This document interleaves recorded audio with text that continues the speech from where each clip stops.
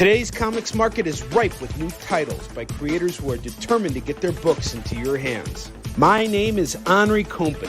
For the last decade, I've been making and selling my own creator-owned comics and dealing as a collector in live sales. My signature series, Yi Sun Shin, is the book that cannot be defeated in battle and has over 250,000 copies in print.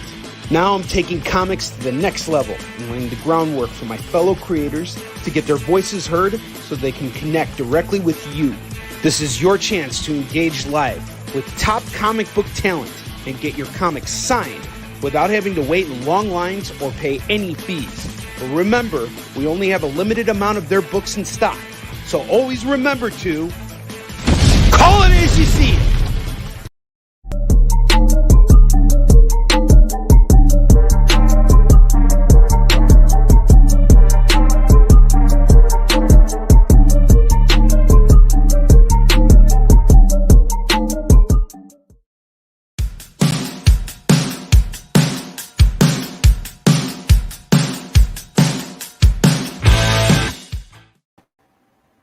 That wasn't my opening at all.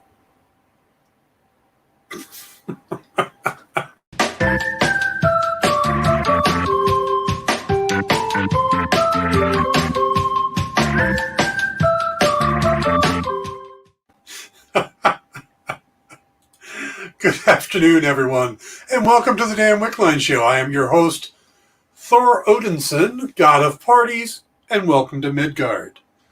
Yeah, that's my Thor hammer, my Mjolnir. Meow, meow. Show's kicking off great already, isn't it? All right. No worries, JD. All right, we're going to talk about the latest episode of Marvel's What If, as you could tell by my opening, and a few of the episodes of Star Wars Visions. So I'm not going to, the Star Wars Visions won't be spoilery. And when we get to Marvel's What If, I'll let you know. But we got some news stories to cover first. Some of them are pretty cool. So we're going to jump into that. But before we do, I just want to let you guys know. So are you worthy? Well, I am picking it up. So, and it was a gift from somebody. So I was worthy enough to get it as a gift. But just to let you guys know, the rest of the lineup for today. We got a John Romita Jr. and Scott Hanna interview right after this. Then we've got What's in the Box with Miss Jen as she's delving into what we believe is a Scout Comics box. And then tonight at 6 p.m. Pacific, 9 p.m. Eastern, we are going to rerun my interview with Jim Valentino that was on Tuesday. So if you missed it, we're going to rerun it tonight. That has some great stuff in it, including Jim letting us know who is the creative team and when we're going to get more Shadowhawk, which we haven't had since, when I was writing him. And we're also going to, he shows off interior pages from the upcoming Image Comics timeline that he's putting together that'll be out next year. So some good sneak peeks. He showed us some inside stuff that we hadn't had a chance to see yet. So tune in for that. That'll be at 6 p.m. Pacific, 9 p.m. Eastern, a rebroadcast of the Dan Wickline Show, the interview with Jim Valentino. All right, let's hop into the news. Yeah, it's not Comic Selectables with Rex. That'll be on Monday. Venom, Let There Be Carnage. That's coming out next Friday. I'm looking forward to it. All the buzz I'm hearing about it is absolutely terrific buzz. I mean, it's not like Shang-Chi buzz that was coming out, but it's pretty close. This is supposed to be a 97-minute movie, okay, with 7 minutes of credits. So it's just going to be 90 minutes, just quick. Jay, we're going to do a couple bits of news, and we're going to Star Wars Visions and Marvel's What If. So, all right. So, Venom, There Be Carnage comes out Friday. And we're getting Woody Harrelson playing, and I just kept messing with the voice, and I was thinking to myself, who's going to know the difference? If Andy Serkis did the voice, who's a master of voices, why don't you do it, Andy? And no, he was insistent that I do it, but I like how it turned. Obviously, effects are put in on the voice, but I really like how it all turned out. So that's pretty cool.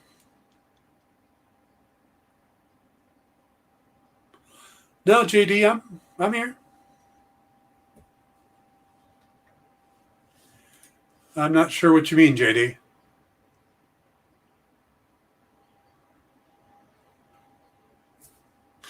Okay. I don't know what offline.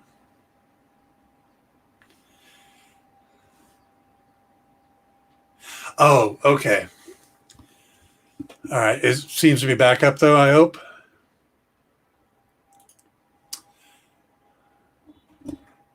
Okay. All right. So I hope you didn't miss much of what I was saying, just talking, reading the quote from Woody Harrelson. Yeah, absolutely Gremlins. Circus, for his part, wanted Harrelson to do it, both out of a creative choice, like Hardy doing it, and also practicality, saying it was very imperative that we could have both. So we knew the timing, that we knew how to frame. We knew all the other actors had cues to work off of. So with both Tom was recording Venom and then Woody doing Carnage, we had the real voices there to bounce off.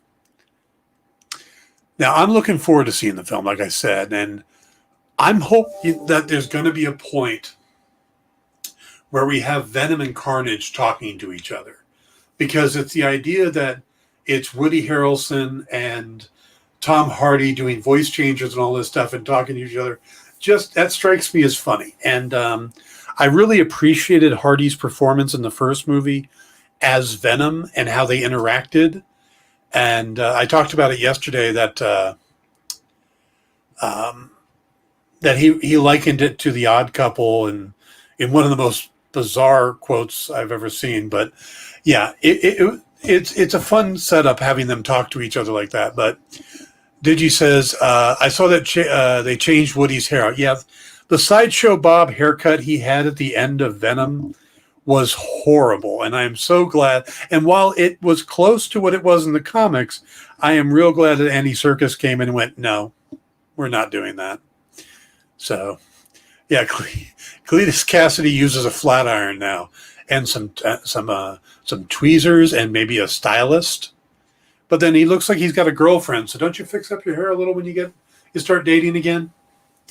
So, all that time in prison, just like pandemic hair, it gets crazy. So, all right.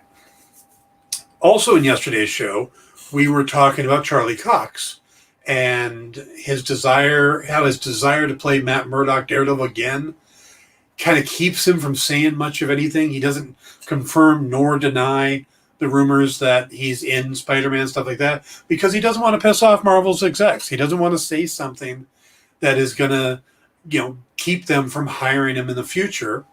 And he doesn't want to give away any spoilers. And he doesn't necessarily want to say, well, I'm 100% not in it, because, he doesn't want to take away from that. So if your expectations are going in that maybe Daredevil's going to be there, that's your gig,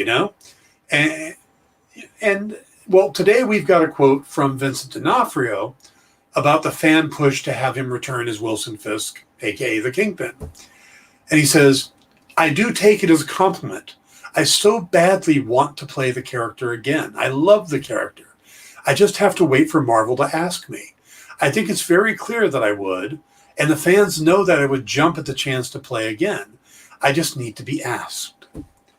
Now, there's been a lot of speculation about him returning for the upcoming Hawkeye series or the planned Echo spinoff series. And yeah, D'Onofrio was just brilliant as the Kingpin. I think most of the casting in the Daredevil series was great. Bernthal, Deborah Ann Woll, just down the line. I don't think there was bad casting in the Daredevil series. I also thought Kristen Ritter was great. I liked Mike Coulter. I liked some of the characters in all of them. Finn Jones. Other than that, I thought there was really good casting. So, Scott Glenn as Stick was brilliant. So I'd love to see a lot of those characters make their way into the MCU. And, if they don't want to fully canonize the Netflix series, that's up to them. But I think they were great castings. Now, but like I said, there's been a lot of speculation about it. And I think these actors are being put in a very difficult situation. everyone is pestering them, trying to get answers, to get scoops. And, oh, he says this, he said that. Oh, he's coming back. He's not coming back. He confirmed this. He denied that. And the bottom line is they don't owe us anything. They don't owe us answers. And they're trying to be diplomatic, but either they really aren't coming back yet, or they're under contract not to say anything, and we're putting them in these positions where it's like, oh, are you coming back? Oh, this means, we're putting them in this rough situation, and it could cost them the job if they do something wrong, because Marvel's tight-lipped about, they keep everything under wraps. So, and you know what? Marvel should be able to keep everything under wraps. They're putting out movies so that we go to the movies and see. They don't need to have everything spoiled. So perhaps it's time for the media and fans to stop asking and just wait to see what happens. Yeah, I know. That's never going to happen. Digi says, I know Loki gets a lot of love, but fans leave out Kingpin as the great MCU villain discussion. Agreed. I think he would get, if he gets officially canonized, then I think he'll be in the discussion more. Right up there with Killmonger, Wenwu, Loki, Hela, Thanos, Kingpin. They're all up there. So Steve says maybe they will do a surprise appearance a la Mandalorian sometime for one or more of these actors. Yeah. Well, I mean, there's been a lot of rumors, and I always bring back to the Kevin Feige quote. Well, Kevin Feige was asked about the MCU, or the Netflix series and stuff, and he basically said that he really thought, he mentioned 4 actors by name that he thought were really good in the roles. And they were Charlie Cox as Daredevil, Kristen Ritter as Jessica Jones, Vincent D'Onofrio as Kingpin, and John Bernthal as the Punisher. And I absolutely think all 4 of them should continue in the roles in the MCU. You want to start recasting other characters? That's up to you. But some of them are just absolutely perfect, and you can't do better. Why would you recast John Bernthal, the Punisher, as John Bernthal? I mean, we've had so many iterations of the Punisher with Ray Stevens, with Dolph Lundgren, with Tom Jane. Bernthal was just the best, and you get on the line. The Netflix, the Marvel television casting was spot on the majority of these characters. So good to see us working on YouTube. It ended in the middle of you saying Woody Harrelson is Carnage on Facebook. Just got here. Oh, hey, Jay. Oh, sorry about that. Yeah, I'm not. Is that on Facebook? Yeah, don't know why it dropped out on Facebook. It's working now. Okay, good. All right. Let's see. We're going to move on to... Oh, this was some interesting news today. The tail wagging the dog. HBO Max, who are owned, of course, by Warner Brothers, is moving forward on a 3-part documentary about, and this is their quote, the influential legacy of comic publisher DC Comics, who is owned by Warner Brothers. The series is being put together by Leslie Iwerks and Greg Berlanti. Iwerks is an Oscar and Emmy-nominated director, producer, showrunner, and of course, Berlanti is the extremely prolific producer who created most of the Arrowverse and a ton of other popular television shows. I don't think you can turn TV on without being able to flip through to a Greg Berlanti show. And, well, Jim Lee, of course, the publisher over at DC right now, said this about the project. DC has a rich legacy of over 80 years of iconic storytelling, from the introduction of the genre-defining superhero Superman in 1938 to the amazing movies, TV shows, cartoons, games, and comics, which have been synonymous with superheroism for generations thereafter. We are so excited to dive into the history and bring fans along for this amazing journey.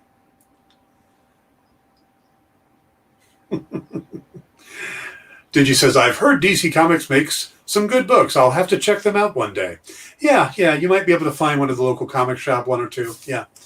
Now this should be pretty interesting because I mean, I think most people know the history of Marvel Comics from the 60s.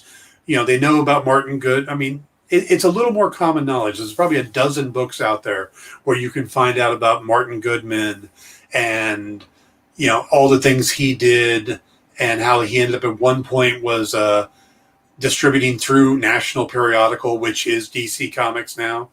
And, you know, eventually how Stan and Jack did Fantastic Four, you know, how Stan was on the verge of quitting. And there's the whole debate back and forth by who did how much, you know, and I am a big proponent of the fact that I think the Marvel Universe exists because of the team of Stan and Jack and Stan and Steve. I don't think individually they could have done what happened. I think it was the pairing, and it was just this beautiful storm that happened. But a lot of that history is out there. There's documentaries on it. There's novels. I just read the Danny Fingeroth book on Stan Lee's life. I've read the Jack Kirby books. I mean, there's some great stuff out there. DC hasn't really been covered that much. You know, I mean, we know some of the early creators like Joe Shuster and Jerry Siegel for Superman, Bob Kane and Bill Finger for Batman, and we know mainly about that because Bill, you know, the Bill Finger story about how he was getting screwed over, and Bob Kane was taking all the credit, so that's become more popular story. The Siegel and Schuster, how they ended up selling the character off for dirt cheap and fighting to get him back, and you know, and then of course there's William Moulton Marston, who has such a unique story on his own, just a unique life. He was kind of the Dr. Phil of his time, co-creator of the lie detector. I mean, just Moulton Marston had a great story, and he pulled in H.G. Peters, who was a fashion artist, to do Wonder Woman. And then, you know, after that, you go to Mort Weisinger and Paul Norris, who created Aquaman. There really isn't a well-known history of DC Comics. Jay says, agreed, just like I don't think the MCU would have lasted without Feige's, yeah. 100% agree that Kevin Feige is what makes the MCU work. Digi says, DC was giving Bill the finger. Dun, dun, dun. Very nice, Digi. But yeah, so I'm kind of curious. I mean, because there's a lot of history that I don't know if they'll get into, being that this is going to be kind of a company-sanctioned documentary. So will they get deep into stuff like that? But even if they don't, it'll be good to look at the Julie Schwartz era. Julie Schwartz had some great ideas on making comics that included his 3 rules of covers, which is, if you want a book to sell, it needs to have either a gorilla on the cover, an empty superhero suit, or the color purple. And if you had all 3, that was going to be a huge hit. So if you had Gorilla Grodd tearing apart Flash's costume with a big purple background, that was going to be a hit. Yeah, Sean points out that I've always wondered why DC is so closed off, so to speak, versus Marvel. There's even a full-on documentary for Image on YouTube, which is very, very good. Yeah. And I love the behind-the-scenes stuff. So, you know, I want to see more about that. And Julius Schwartz. Did you guys know that Julius Schwartz, before he went to work for DC, he worked for an agency helping writers get, you know, sell their stuff. And one of the writers that he helped get, you know, sell work of was H.P. Lovecraft. And you can see in some of Schwartz's decisions and stuff, Lovecraft influence. You look at Ra's al Ghul and Arkham Asylum. Those are very Lovecraftian names and designs and stuff. And those were Schwartz's idea. He went, you know, Ra's al Ghul was Schwartz's idea that he gave to Denny O'Neil and Neil Adams. So I want to know more about Julie Schwartz's time there, or Carmine Infantino, who came in and said, look, let's bring these characters up into the modern age. Marvel's doing good with their books. Let's make a more scientific version of the Flash. Let's make a more scientific version of Green Lantern. And he modernized a lot of the characters, and they're the ones that are popular now. Would DC have been as popular today if he hadn't done that? Sure, Superman and Batman and Wonder Woman, but what about the other characters? If it was still the Jay Garrick Flash with the little metal helmet, or Alan Scott Green Lantern with the immunity, or the weakness to wood, So how much of these are the areas that they haven't really talked about, and we've gotten a little bit on the effect of Crisis on Infinite Earths. But if you think about that, they used that as a tool to reset their creative universe, and then that changed everything. Or the fact that they started killing off their unkillable characters for fun and profit. Hey, Death of Superman. Hey, let's break Batman's back. Let's just change these characters drastically, but we'll bring them back in a few months. There's a lot of interesting stuff over the DC history that hasn't really gotten a good light shined on it, and I'm really curious to see how much they'll dig into it. Like I said, especially with it being a company, will iWorks and Berlanti get to go in and do the real story, or is it more of a propaganda piece? Are they trying to build up good rapport?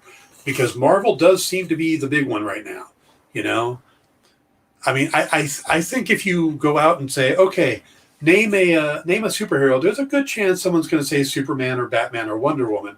But if you say, name a comic book publisher, they're going to say Marvel. And I think that's going to hurt DC. They really need to get their brand back up again. Let's see. RJD says, and now coming soon to experience the 3-part documentary on the history of Dynamite Comics. Don't make that joke, JD, or Nick's going to be calling me asking me to put it together. Let's see. Jay Burns said, DC needs a DC Studios and a Kevin Feige of their own. I enjoy the movies, but I see what a lot of people don't. I've also been a long time coming for a DC documentary. Jay, I have been saying that for a long time, that DC or Warner Brothers needs a Kevin Feige for DC, and it can't be it can't be one of the directors. It needs to be somebody who's a little bit back from it. Kevin Feige's not out there making the movies. He's out there guiding the movies. And I think that's what they need. They need there was a talk for a while there of Jeff Johns doing that, but I don't think they've ever really given him enough creative control to do that. And that's partly because they keep changing regimes. I don't know how many people know this, but when HBO Max was launched and they went to Zack Snyder and said, here's 80 million, go finish your cut of Justice League, which was awesome. And in the sense that they were willing to do that, by the time it came out, there was a completely different regime. Those guys were all gone, and it was another regime altogether. And that's why, even though it was a little bit hyped, it wasn't nearly as pushed as it could have been. Why wasn't, we were in the middle of a pandemic. They could, some theaters were open. They could have put it in the theater. They could do it now. They could go, hey, let's, 4-hour thing, come and see it on the big screen or the black and white version. But they didn't. And the regime that said okay to that was a completely different regime from the ones that completely changed the movie. And that's only a handful of years. And if you're constantly changing who's calling the shots, you're never going to get a consistent universe. You look at DC right now, and it's an absolute mess. They don't know what they're doing, don't know which films are coming out, which ones are tied to which, how many different Batmans are we going to have active at the same time? Affleck, Pattinson, Keaton. Three guys right now who are actively playing Batman. Do we really need that? I think they've got a lot of really good actors tied to characters that they're wasting. I think if the stupidest thing they could do is lose Henry Cavill. I think they should hang on to Ben Affleck as Batman. I think the casting for Zack Snyder's was overall great. I'm not an Ezra Miller fan, I'll be honest, but other than that, I think it's really good. So I think they really need to get a guiding force. But all right, let's go back to the comments here. Digi says, could be cool. I don't know much about Dynamite. Yeah. Yeah, I think that would be an interesting documentary. Nick, if you're watching, I'll be happy to work on that. We can talk. Let's see. Sean says, I would also love something on Jeff Johns' effect as well in the 2000s. Good point. They do need to cover Jeff Johns and his rebirthing stuff, the Flash rebirth. And I mean, the big thing about Jeff Johns is he's such a fan of the comics and the history of DC that he brings that to him. I had a chance to do a signing with Jeff, and he is just a super sweet guy. And I sat next to him it was a free comic book day signing. We did it at a horror bookstore, which seemed like an odd place for Jeff Johns. So, I mean, I was there with Steve Niles, and we both had done horror books. I don't really think of Jeff as a horror writer, but we were there, and some guy showed up, and he had taken the bus to get there, and he had a duffel bag. I mean, a big duffel bag. And it was full of like everything Jeff had ever done. And this guy pulled it out and stacked it up on the table. And he goes, are you limiting, or he first asked, are you limiting the number that you're signing? And he goes, no. So he starts pulling all these out. He goes, okay, I'll make you a deal. I'm going to sign as many as I can while we're here. But if someone else comes up, I take them and I come back to your pile. Okay. And sure enough, Jeff sat there signing all those frickin' books and went through, and it had to be 2 big stacks, like probably close to 100 books he signed for this guy. Yeah. And at the time, Jeff was just doing a ton of books over at DC. And we were chatting, and he said, so have you done anything over at DC? And I said, no, Jeff, I can't. You're writing all the books. He almost thought that was funny. All right, let's see. RJD says, Warner Brothers has had the same problem with a lot of large corporations. Top executives come in, pump up stock value through short-sighted, unhealthy decisions and collecting their bonuses on the way out. Absolutely. Yeah. Spot on there. And the problem right now with Marvel is that Disney has that going on with the new guy, Bob Iger was the old guy, Bob Chapek. Seems to be doing that, trying to get the money off of Disney Plus and trying to screw under Scarlett Johansson at the same time. So, yeah, hopefully they'll get that straightened out. Digi says, I would assume the mess that is DC movie adaptations is solely on Warner Brothers.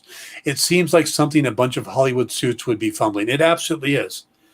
They're running in 20 different directions at once. They can't see, they get a little bit of a hit and then they run that direction and the next one is like too extreme. How do you have Wonder Woman and then Wonder Woman 1984? Same creative team behind it. Somewhere it got screwed up. So Jay Burns says, really, honestly, how many times has the movie slate for DC changed? Well, yeah, and that's the thing. It's just maybe Flashpoint will fix it. Maybe the Flashpoint will be their Crisis on Infinite Earths, and they can end up with a tight, cohesive universe. But I don't think that's going to happen. I think they're just going to keep messing things up. Until they get their Kevin Feige, it's not going to happen. Let's see. Skipping out, JD says, I can't tell you how much brown-nosing yes man make up the movie industry. As you probably already know, everyone is fabulous. Everything is going to be amazing, blah, blah. Yeah, absolutely. It is kiss them in the front, stab them in the back. That's pretty much all it is. Jay says, and still no Man of Steel 2. Yeah, they absolutely need to stop messing with Henry Cavill, give him a sequel to Superman, and let's just move on. You have the cast. Stop messing with it. All right. Hey, look, guys, we are at the halfway point, so I'm going to need to take a break, run some commercials, and then we will jump back into it. We still have a little bit more news, Star Wars Visions, and Marvel's What If to get to. So, back in a minute.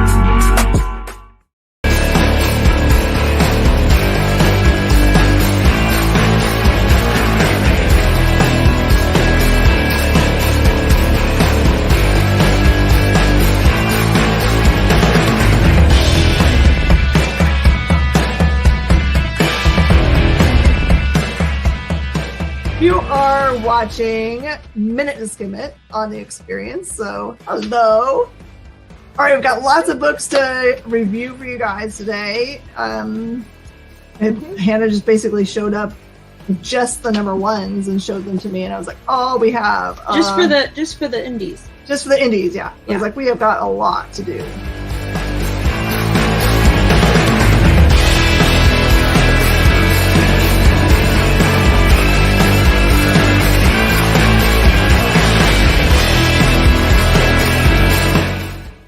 To be continued. 3 little words that hold the secret to the next great story. 3 words that will thrill you, confound you, give life to new possibilities. Every variation of To Be Continued is a promise. A promise of adventure. A promise of excitement. A promise of unseen wonders and unexplored worlds. A promise that every issue you read makes you a part of a never-ending journey. And behind every page there will be an unopened door waiting for you. This story to be continued at your local comic book shop today. Visit comicshoplocator.com today.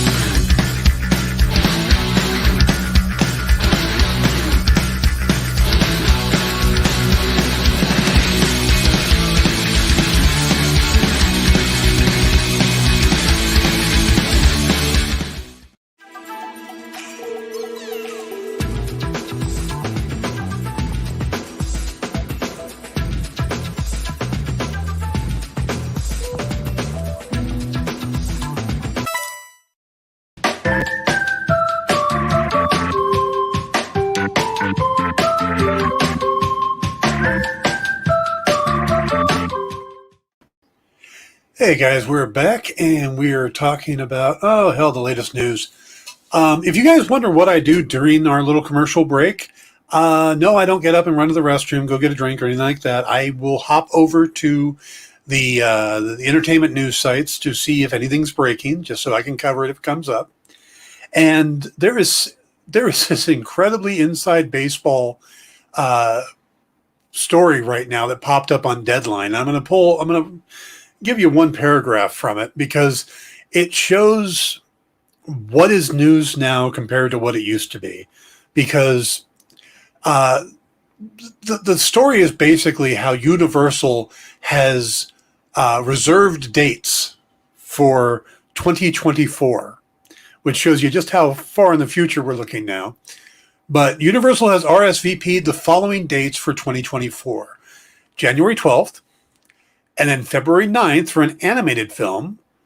Then February 14th, March 22nd for an animated film, May 10th, June 21st, an Illumination title on Wednesday, July 3rd, a Blumhouse film on September 13th, animated film on September 27th, a Blumhouse title on October 18th, and a feature film on December 25th. Which, now again, all of that is completely useless to most of us. I mean, if you know the slate of Blumhouse films coming out and you got an insider on that, then you know that it's either going to be, if the next 2 films are going to be September 13th and October 18th. If you know the animated slate, you could probably pick out what date it might be. But and Disney's the same. Disney's got a bunch of dates. They're talking about how both Disney and Universal have dates set for February 16th. So it's films we don't know what they're going to be yet. And this is a news story. And I just find that completely fascinating that we're just going off on this whole tirade of, yes, these are all the dates that are coming out. We don't know what they're going to be. So let's see. Digi says, Lo, I can't tell if that's directed at you. Yeah, having two people named JD in the chat is always fun. I was being your yes man. You just earned your spot as a creative director for the new Green Lantern movie. There you go, JD. Okay. Speaking of animated films, have you seen the trailer for Injustice, and what are your thoughts? I'm excited personally. I have not. It's kind of funny right now. I've got the second part of Batman The Long Halloween, which I have not yet watched, but I've got it sitting right here on my desk. I'm touching it right now. And I know the Injustice one is the next, and I love the DC animated films.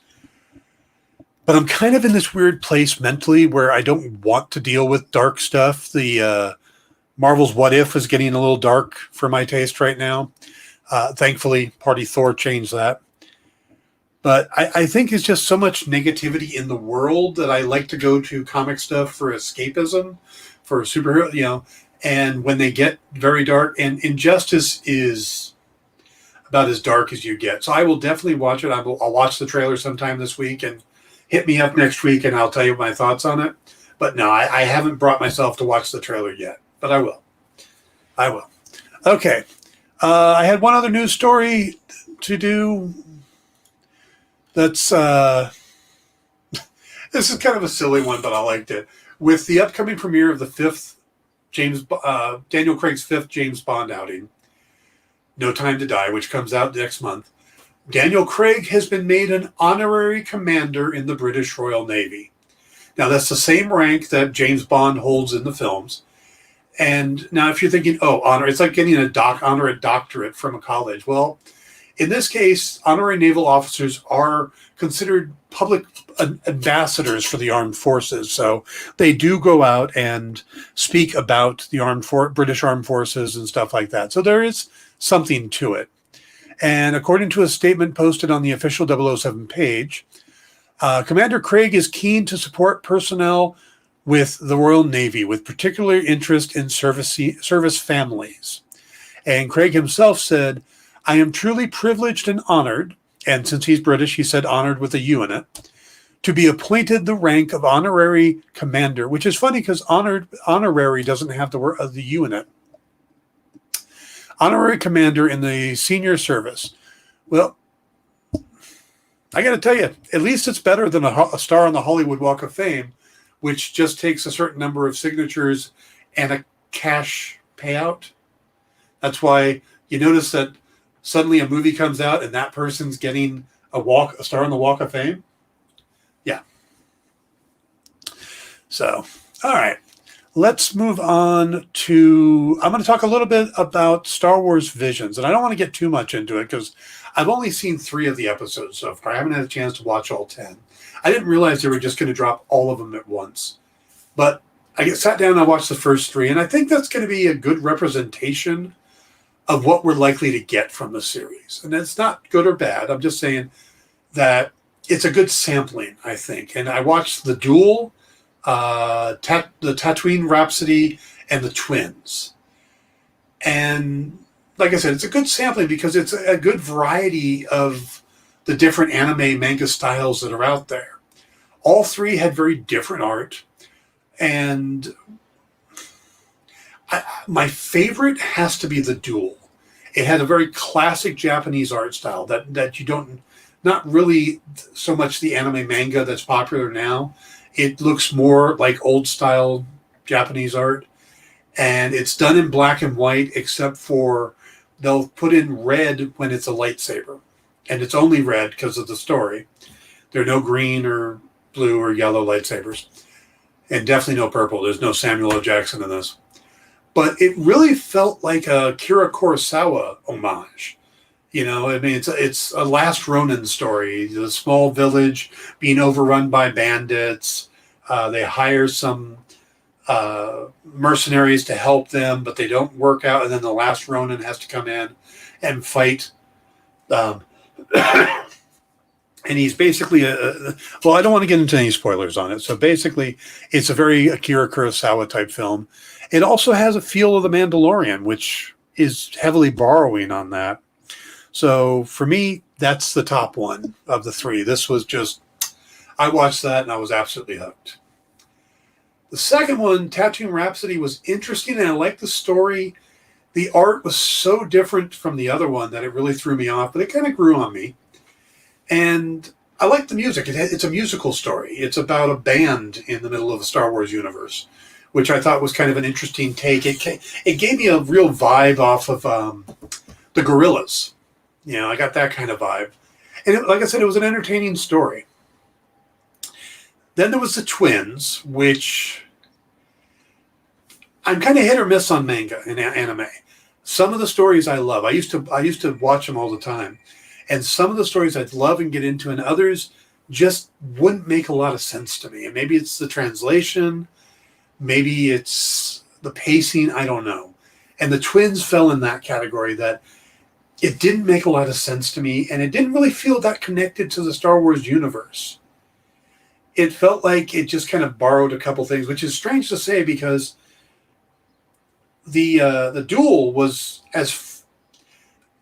looked nothing like Star Wars. I mean, it just was little hints and stuff, but it still felt more connected. It felt like a Mandalorian type of episode, where this felt just completely weird to me.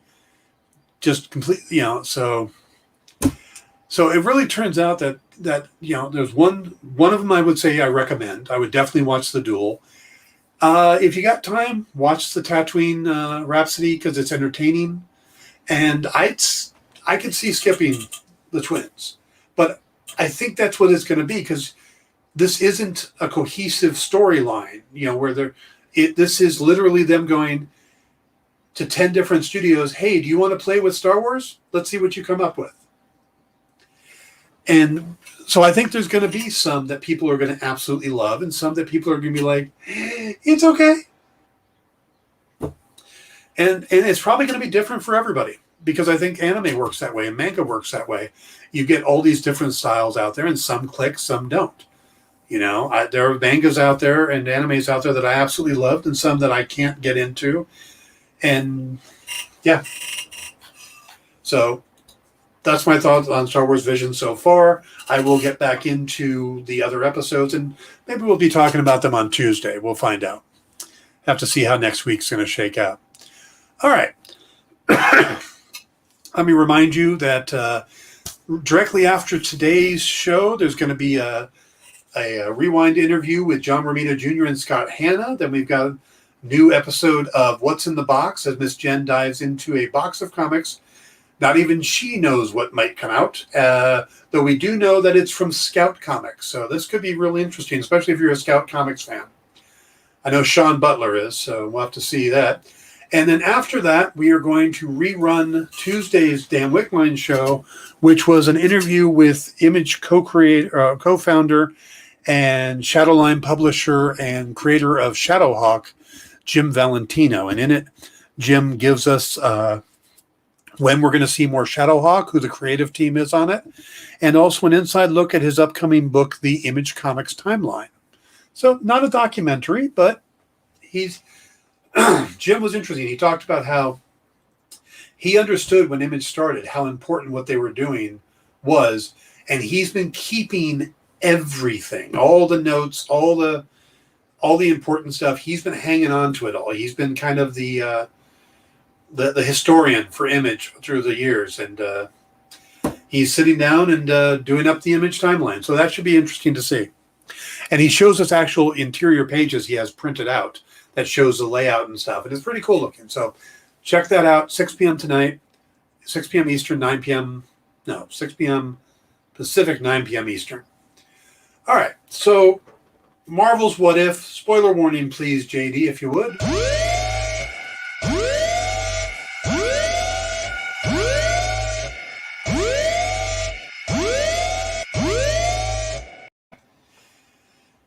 And you got that already. We're doing good. Okay. So if you haven't seen it yet, all of these dark freaking episodes of Marvel's What If, man, we needed a palate cleanser, and that's what we got. We had what the title of his is hilarious to me. What if Thor was an only child? But the basic idea behind it is, what happens if Odin looked down at baby Loki that he found that day and said, I'm going to give him back as a peace thing instead of hanging on to him? That's the decision. That's where everything changes. And by doing so, it changes Thor completely, because now he's an only child. And if you know any only children, how they're different they are from someone who's raised with a precocious brother, you know? Loki forced Thor to be different than he is, and then he still had to learn to be humble, but he didn't get in trouble as much. And if you remember correctly, what got Thor in trouble was the whole frost giant attack into Jotunheim. Jotunheim? I think it's Jotunheim. And just how much it, proved that he wasn't ready to be king, and Odin banished him, all that. None of that happened. None of that happened for this Thor. He just waited till Odin got tired and did the Odin sleep. Frigga decided to head off to celebrate the solstice with family, and her sister or whatever, and Thor's left alone, and it's suddenly a party time, because when your parents are away, you party, right? And that's what Thor did. Except he wasn't allowed to party because Heimdall would be watching. So he decided to go the one place Heimdall doesn't even bother with, Midgard, Earth. And it turns into this huge rager, and the whole episode is just fun. Thor gets down there, and instead of landing in Puente Antiguo, which I think is Spanish for a rainbow bridge or something like that. I know Puente is bridge. But he ends up having this giant party in Vegas, and everybody from the galaxy shows up. And that's probably half the fun of this episode, is you get Loki showing up as a frost giant now. So with the fact that he raised with the frost giants, he wasn't a runt anymore. He's Prince, he's blue, he's got ice horns like his horns. And he and Thor are closer than ever because they're not actually raised together. They can just be buddies. The Guardians of the Galaxy show up. The Ravagers are there. I have these listed down. Let's see. We got... So yeah, Ravagers, the Sif and the lady in the Warriors 3. Scourge the Executioner shows up. And he and Thor are buddies, you know. Howard the Duck is there, hits on, and ends up getting married to Darcy. There are Skrulls. There are Skrulls that do the party trick of turning themselves into looking like Thor. So he's surrounded by Skrulls that look like him. The Grandmaster shows up with his assistant Topaz, and he's running the rave. And at one point he stops and goes, "Release the foam." And it turns into a foam party. Aisha and the Sovereign from Guardians of the Galaxy is there. Surtur shows up, and Clancy Brown comes back and voices Surtur for like 2 lines. And while a lot of other people came back for this episode, they've been in other episodes. So it's probably they come into the studio to film or record, and they voice it. Clancy Brown hasn't been in any other episodes, so unless he's in one coming up, he literally came in to do 2 lines. Yondu's there, Drax, Rocket, Mantis, Nebula. We don't see Groot, though. And, of course, there's Korg, the Sakaran Warriors. Meek is there in his little costume. One of the weird yellow sex spots from Guardians 2. Yeah, it's just kind of an interesting thing. And a lot of the people came back to do the voices, like I said. Nebula was back. Well, and of course, S.H.I.E.L.D. gets worried because there's this giant party going on. And when Nick Fury goes to talk to him about it, referring to him as Spicoli, he tries to approach Thor to get the party stopped. He gets run over by a Korg in what he was doing ball cannon. Basically, he was doing a cannonball into the river, the fountain in front of Caesar's palace. But he hit Nick Fury so hard that it put him into a coma. So, Colby Smolder's character is now in charge. Colby Smolder played Maria Hill. Maria Hill is now in charge. She's got Brock Rumlow at her side and Coulson, and they pick up Jane Foster, who is now in fooling around with Thor, and they get matching tattoos. I mean, it's just such a weird episode. Jay says, I love the fact that Loki and Thor are such good friends, and he and Jane still fall for each other. Darcy and Captain Marvel were also great. Yeah. Darcy and Howard the Duck, though, that's the one that's going to stick with me for a while. Suddenly I had flashbacks to the Howard the Duck movie from a long time ago. Seth Green, of course, came back to do the voice of Howard. And Kat Dennings came back to do the voice of Darcy. But eventually they think it's a big threat. So once you go duck, you don't give a dang. Nice. Thought you were gonna use the actual rhyme there. But they get out the pager and call Captain Marvel, and we end up with the fight that we kind of wanted for a while. Thor versus Captain Marvel. And it is awesome. It really is. They're just smacking each other around and flying across the country. And they use almost like a Looney Tunes thing where they're flying towards a country, and the country, we see the map version of the country and the name on it. France, which I thought was great. The fight is, like I said, really cool. But I find it interesting that he eventually just puts his hammer on top of Carol to stop her and then refers to her as a party pooper. I wonder if he's still master of Quack Fu. That's a good question. That's a Kevin Feige question. You should definitely send that question to Kevin Feige or to Seth Green, who plays Kevin Howard, or James Gunn.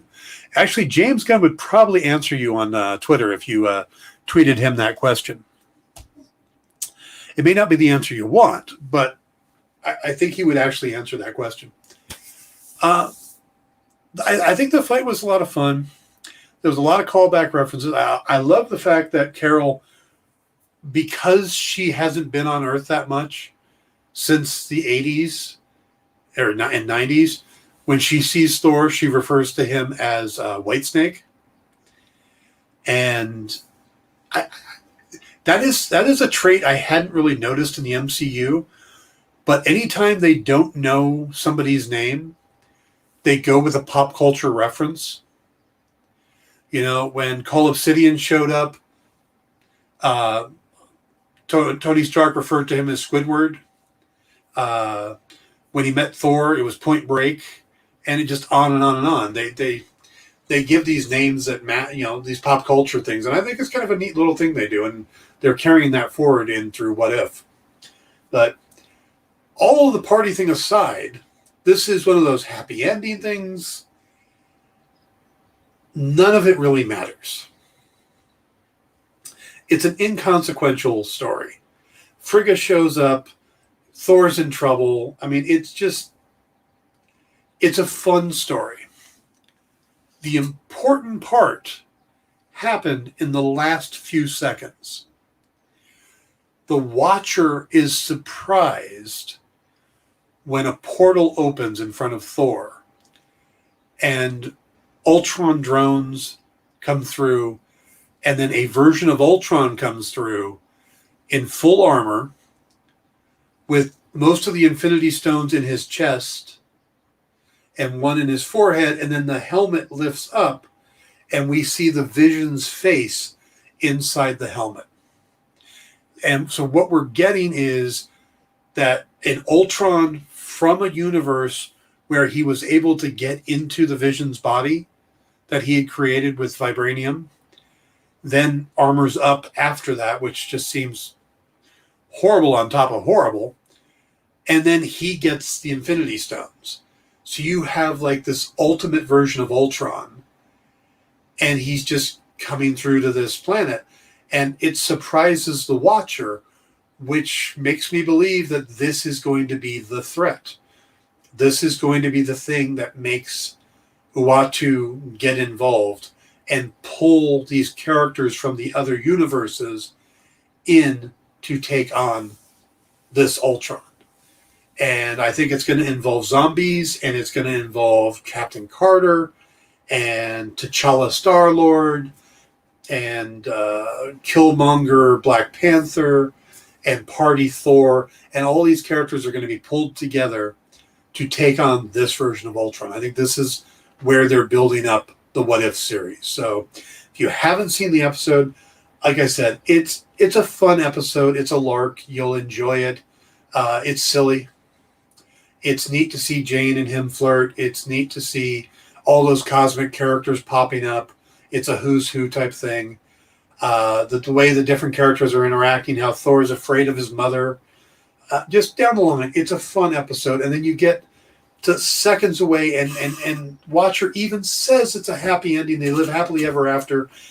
And then you get frickin' Ultron, and that's where you go, oh no, uh-oh, this is going to be bad. So, yeah, it's pretty cool. So, yeah, we didn't go too in-depth in this episode because there's not a lot to go into on this one. But it was a lot of fun. And you guys should watch it because I think we're got 2 episodes left. So I think the fan is being hit at this point. So, all right, we're going to wrap it up. Stick around for the great lineup of the John Romita Jr. and Scott Hanna interview right after this, then What's in the Box, and then my interview with Jim Valentino at 9 p.m. Eastern, 6 p.m. Pacific. Thank you guys for joining me today and all this week.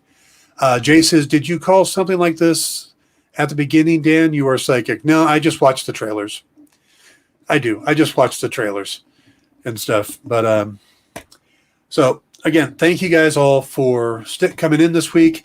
I will see you on Tuesday or Sunday night if you join me for Pop Go the Writers over on my YouTube channel. I hope you all have a great weekend, and I'll see you soon. Good night.